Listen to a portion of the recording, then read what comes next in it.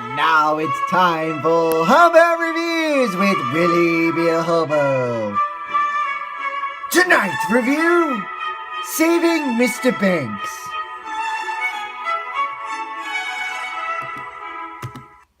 Oh my God, this is the best movie I've ever seen in my whole life. Just a spoonful of sugar helps the medicine go to the spoilers. There's this author, played by Emma Thompson, whose name is Mrs. Well, I don't know, because she likes to go back and forth between two last names, so we'll call her Mrs. Hobbsy. And she is the author of the legendary Mary Poppins. I too wrote a book once. It's called The Legend of the Hobo Family. And it tells all about how the Hobo family's reviewing legend began. And that's why I'm a reviewer, because this is a family business. We are to be hobos and not have a living, but still review movies. So yes, I too wrote a book once. Too bad it never got into theaters. But she attempts to try and get Mary Poppins into the movie, theatrical version. And so she's been in a battle with Disney for 20 years to try and get this book into a movie. But she is uptight like the fucking Grinch, mama. She wants it this way and this way and this way and this way and this way and this way, and this pisses the hell out of everybody at Disney. Which is shocking because Disney's supposed to be the happy place. She manages to ruin it with her gloomy depression. But there's a reason why she's uptight. It's because of this flashback. We also have a backstory where it explains why Mrs. Hobbsy is Mrs. Hobbsy. And is no longer Mrs. Hobbsy. She's the other last name, which I can't remember off the top of my head. But we're going to call her Mrs. Hobbsy anyways. She was a lovely child. And her daddy was a drunkie. And she also had a pretend name too.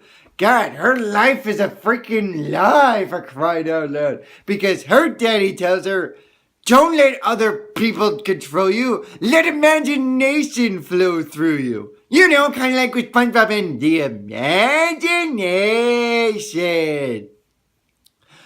But the problem is, his life is all about drinking and drinking and drinking in the bank life. And it ultimately comes back to bite him because he coughs up blood and dies of alcohol poisoning him.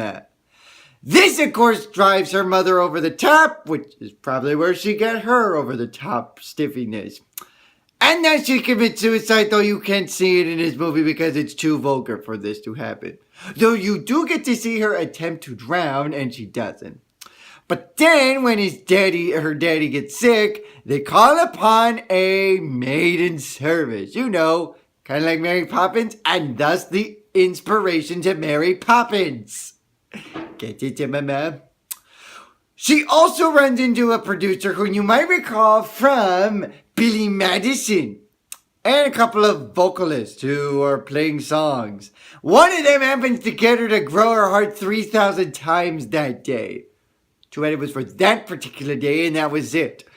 That was when they talk about flying a kite or something like that, and it gets her all dancy and happy and whatnot. But then when they talk about animation, which she clearly doesn't want animation in this movie, she bolts on out of here, heads back for England, and all. That's all she wrote.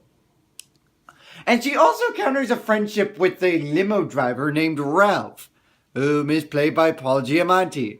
Paul Giamatti, or Ralph rather, also has a child who's struggling and, you know, he's not living the good life. So he can connect with her. Then Walt Disney goes walking all the way to London, which I can't believe he's able to do that. But then again, this is Walt Disney we're talking about. And he lures her back. He knows the story of Mrs. Hobbs's and why she's that other last name and not Mrs. Hobbs's. So he lures her back, he takes her to Disneyland, he makes a friendly wager and wins 20 bucks in a because he gets her to ride a Ferris wheel or a merry-go-round and goes, yeah, in making the movie. And thus the movie is made. And they use actual clips from the actual movie. Because you know it is Mary Poppins, and that was also produced by Disney, because this is all about how Mary Poppins came to existence. And she cries at the end, and we transition to her childhood, and, well, she's hugging her daddy.